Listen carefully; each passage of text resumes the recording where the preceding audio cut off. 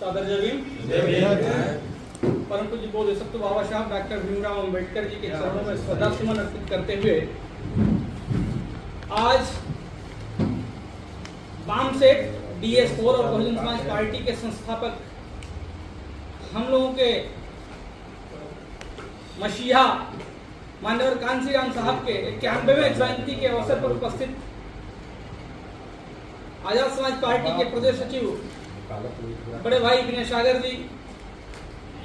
मंडल प्रभारी आदरणीय गोरखनाथ बौद्ध जी, प्रदेश कार्यकारिणी समिति के सदस्य बड़े भाई जावेद इकबाल अंसारी साहब, इस जिले में हमारे तेज तर्रार जिलाध्यक्ष भाई आशुतोष कुमार वंदन जी, किसान मोर्चा के जिलाध्यक्ष भाई अनिल कुमार बौद्ध जी और वाराणसी महानगर अध्यक्ष बड़े भैया कन्हैया राम जी हम लोग के गार्जियन स्वरूप हैं, जो आज लगभग शुरुआती दौर से ही हम लोग को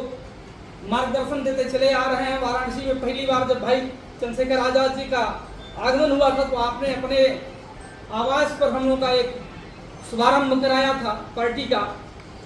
और इसके अतिरिक्त हम लोग को हमेशा कवरेज देने वाले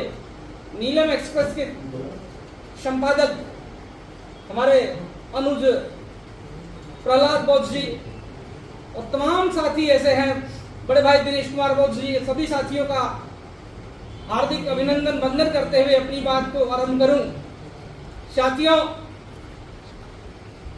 बात सन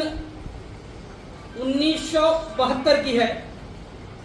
जब मान्यवर साहब 1972 नहीं 1968 से शुरू होती है बात, जब मान्यवर साहब अपनी नौकरी की प्रथम शुरुआत उत्तराखंड से जियोलॉजिकल सर्वे ऑफ इंडिया के ऑफिस से जब अपनी नौकरी की शुरुआत किए तो आजाद ख्याल के मानवर कांसीराम साहब उसी समय से आजाद ख्याल के थे, और वहां सिर्फ एक शर्त पे नौकरी छोड़ दी कि आपको इस नौकरी में बने रहने के लिए आपको एग्रीमेंट करना पड़ेगा। तो आपने सबसे पहले वहां इस्तीफा दे करके उस नौकरी को छोड़ करके पुनः आपने DRDO में मिनी साइंटिस्ट के पद पर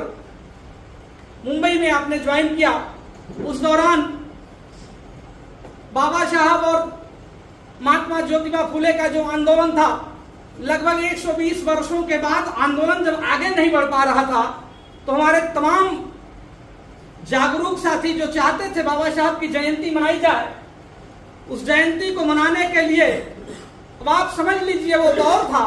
1968-1970 के दौर में मान्यवर साहब को ये नहीं पता था कि बाबा साहब या अन्य जो है अंबेडकरवादी विचारधारा के लोग किस तरह से हमारी विचारधारा को आगे बढ़ाया जाए, इतनी जागरूकता नहीं थी। लेकिन एक जागरूकता कब आई, उस बात को आपको बताना चाहूंगा। एक छोटे चतुर्थ श्रेणी के कर्मचारी दीना भाना साहब ने जब उस कार्यालय में बाबा साहब की जयंती मनाने का मन बनाया, वहां के तत्कालीन डायरेक्टर को एक लेटर लिख करके छुट्टी लेने का काम किया कि आज के दिन कम से कम हम लोगों को बाबा साहब की जयंती मनाने का अवसर दिया जाए। मनवादी मानसिकता के वो लोग दीना भाना जी को न सिर्फ जयंती मनाने से मना किया बल्कि नौकरी से भी सस्पेंड करने का काम किया था। ये बात जब दीना भाना जी को पता चली कि अब हम यहाँ जयंती नहीं मना सकते, तो वो चूंकि डिप्टी डायरेक्टर के पोस्ट पे आप आसीन थे, मान्यवर साहब को इन्होंने अप्रोच किया कि मान्यवर साहब को हम अपनी बात रखें। उस समय मान्यवर साहब नहीं हुआ करते थे, कांसीराम साहब हुआ करते थे। कांसीराम आपके पास जाकर के अपनी बात को इन्होंने रखा। मान्यवर साहब ने इस बात को जब पढ़ा, उस दौर में ऑफिस के कार्यालय में एक और उनके साथी हुआ करते थे डीपी खपाड़े साहब ने मान्यवर साहब को एक किताब भेंट की जो बाबा साहब द्वारा राइटिंग एंड स्पीचेज में लिखा हुआ वो वॉल्यूम है एनिहिलेशन ऑफ कास्ट। एक किताब पढ़ने के बाद, एक किताब को एक रात में 6 बार पढ़ने के बाद मान्यवर साहब के मन में ऐसा परिवर्तन आया कि आज बाबा साहब को घर घर अगर हम जानते हैं तो सिर्फ और सिर्फ किसी की देन है, तो वो सिर्फ और सिर्फ माननीय कांसीराम साहब की देन है। एक उस समय के जमाने में ग्रेजुएट बीएससी साइंस का स्टूडेंट भी बाबा साहब को नहीं जानता था, लेकिन सिर्फ एक किताब ने, बाबा साहब की सिर्फ एक किताब ने इतना उनको अंदर से झकझोरा कि आपने मन बना लिया कि बाबा साहब को मैं घर घर पहुंचाने का काम करूंगा। और बाबा साहब को वास्तविक रूप से अगर घर घर पहुंचाने का काम जिन्होंने किया,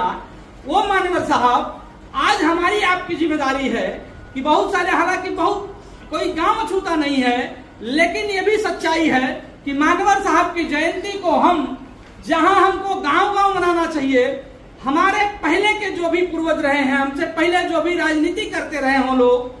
वो लोग मान्यवर साहब की जयंती जिले पर न मना करके केवल और केवल मंडल पर जयंती मनाते हैं। लेकिन यही महिमा मंडन, मैं नहीं चाहता कि यहां से किसी का नाम लेकर के विरोध करना पड़े, यही महिमा मंडन गलत है। एक व्यक्ति को महिमा मंडन करने के लिए जिले पर बहुत बढ़िया कार्यक्रम कराया जाए, लेकिन मान्यवर साहब जिन्होंने स्थापना किया था, उनकी जयंती वाराणसी मंडल पर मनाई जाती है। साथियों, मान्यवर साहब ने जब आंदोलन शुरू किया तो सबसे पहले एक बात उनके समझ में आई कि हम आंदोलन चलाएंगे तो सबसे पहले बुद्धिजीवियों को इकट्ठा करने की आवश्यकता है। तो 6 दिसंबर 1971 को बाम से backward and minority community employee federation बाम से बना करके सबसे पहले SC ST OBC और माइनॉरिटी के कर्मचारी वर्ग के लोगों को इकट्ठा करके, क्योंकि कर्मचारी के पास बुद्धि भी है, पैसा भी है, हमारे छोटे तबके के लोग, हमारे बैकवर्ड क्लासेस के लोग, श्रम करके खाने वाले लोग, समय है तो पैसा नहीं, पैसा है तो समय नहीं, इन सब चीजों में तल्लीन थे, कुछ ज्ञान की कमी थी। लेकिन मान्यवर साहब ने जब सबसे पहले इकट्ठा किया, बाम सेब के माध्यम से अपने कर्मचारियों का समूह बना करके बाबा साहब को घर घर पहुंचाने का काम किया। उसके बाद 6 दिसंबर 1981 को बाबा साहब ने एक समिति बनाई जिसको DES4 दलित शोषित समाज संघर्ष समिति के नाम से बना करके एक आंदोलन शुरू किया। इसके बाद राजनीतिक बाबा साहब ने, मान्यवर साहब जब बाबा साहब को पढ़ते हैं तो बाबा साहब कहते हैं कि